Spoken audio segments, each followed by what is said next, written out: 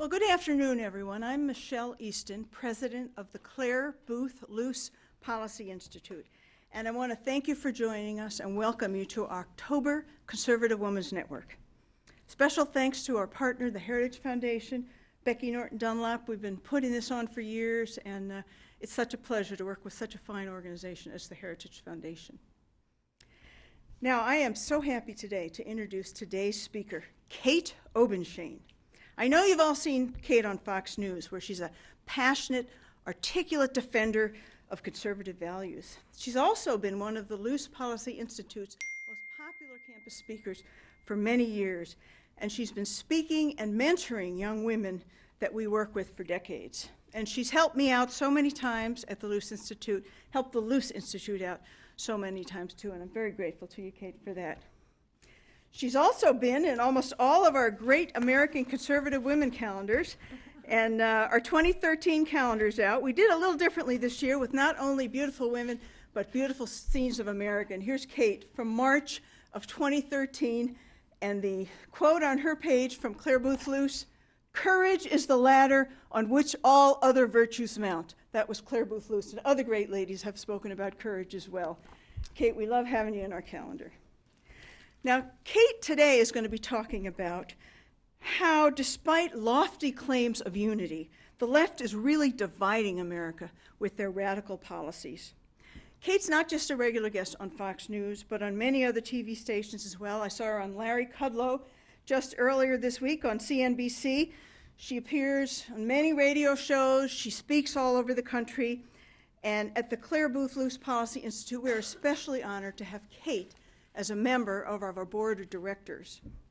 Kate came out of the University of Virginia, where she wrote for the conservative paper there, and she was a student leader organizing campus events and one giant statewide event, right?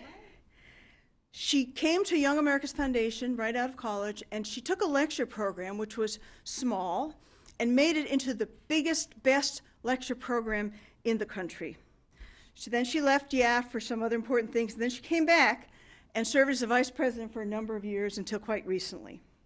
Kate was also the chairman of the Virginia Republican Party from 2003 to 2006. And in that capacity, she garnered national attention when she led the charge against tax increases and expanding the role of government. The Virginia Republican Party had been going through some pretty rough times about then. It was a scandal that one of the leaders had done some... Yes, before Kate, unauthorized taping, but she straightened it out and set the party for smooth sailing.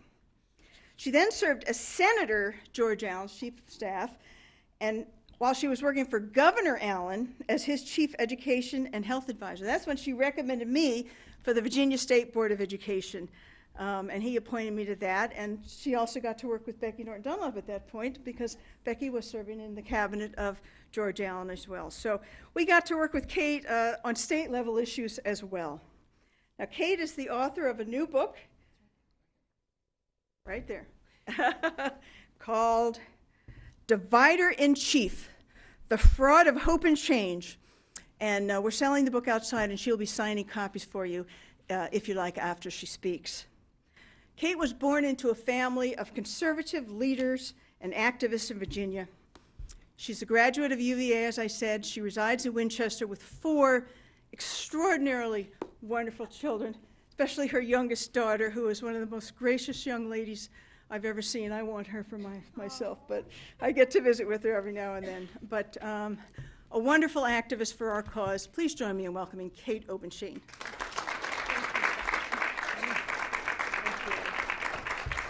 Thank you all so much. It is wonderful to be here. Okay, if we're going to talk about courage, then I just have to point you to these 2 ladies sitting here with me. What a joy it was to get to know Becky Norton Dunlop when I worked in the Allen administration during a real revolution. It was a great restoration of our conservative ideals. Virginia had been going through a difficult time, and George Allen came in and just championed the great reforms of abolishing parole, implementing academic standards, reforming welfare so that this crazy thing where you have to work for your welfare benefits, which now, of course, is completely watered down. But Becky was part of the revolution, and I will tell you, as Secretary of Health and Human Resources, there was no issue that she was unwilling to tackle, and that is a tough area for conservatives. She was out there on the front lines during the entire administration, and she was an inspiration for me and for a lot of other conservatives, but particularly for conservative women. And I just want to thank Becky for her noble service to the Commonwealth and also to the country. Thank you. Michelle, I have known for years and years and years since I started at Young America's Foundation as a wee one, just having graduated from the University of Virginia. And she is someone who has managed to combine career and family in the most professional and noble manner. She has these 3 incredible young men as her sons, and she has always put her family first, her husband and her boys, but she also puts the cause of freedom first. And you know, that is something when I talk to groups of young women, I really want to impress upon you how important that is. I chose originally to stay home with my children, but to still be involved. I was still on the State Council of Higher Education, but my goal was to raise my children. And then I got this crazy phone call when I had 4 children under 5. Okay, so 4 little people under 5 and under. They were 5 and under, as my mother points out frequently.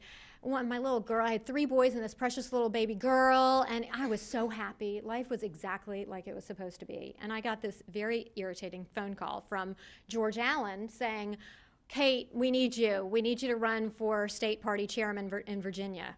I was like, no, that's not happening. I am a very busy woman, and I'm happy the way it is. And of course, you know, George Allen, you can't say no probably more than once because he doesn't give up, because he fights for what he believes in. And so finally I said, fine, okay. And so I ran for party chairman, won, and spent the next 3 years traipsing all over Virginia fighting for conservative ideas. And the thing I want to impress upon you is, as hard as that was, as a mom of young children, I would not change it, because it is so important for us to get engaged in the battle. If we don't, nobody else will, and we are passionate about conservatism. We have a unique degree of passion because we are moms, so many of us. Even if you're not moms, you're passionate. But we are passionate because we want to pass liberty on, not only intact, but maybe even expanded. Pass that on to our children and our children's children. So even if you embrace that more traditional role and are looking forward to that, please do not think that you can get out of activism and out of being involved. We need you in this battle from here on out. It's too important. What we're standing up for is too important. So I want to thank the Claire Booth Luce Policy Institute. One of my favorite things is to travel around the country talking on college campuses, because college students are on the front lines of the battle, and it is so important what you all do, standing up for young conservatism, giving them the courage that they need. I did just write this new book that Michelle held up, The Divider in Chief, The Fraud of Hope and Change. And I did it because, let's see, I was talking to Catherine Lopez, the National Review online. I did an interview with her not too long ago, and she said, Kay, why did you write this? Is it meant to be an awakening, something like that? And I said, you bet it is. It stuns me that around half of the American population completely fell for this empty mantra of hope and change. The Obama administration was going to be that transcendent administration that brought us all together. That is why Barack Obama earned the White House, because he said he was going to be the great uniter. Remember that beautiful inaugural address, and it was glorious, where he said to conservatives, I want to listen to you, especially when we disagree. Okay, nice, beautiful, beautiful idea. And he was going to meet with conservatives in Congress once a week. That was a great idea, too. He met twice, 2 times. So 3 days after that beautiful speech, the conservatives in Congress came to the White House and they had a meeting, and Eric Cantor, a congressman from Virginia, articulated the conservative perspective on increasing taxes, that we shouldn't do that. And you know what Obama said, 3 days after, I want to listen to you, especially when we disagree? He said, Eric, I won, you lost, I trump you on that. Then about a week later, he said, I want the folks who got us into this mess to do a whole lot less talking and a lot more listening. You can talk a little bit, but I want you really to stay on the sidelines while we try to clean this up for you.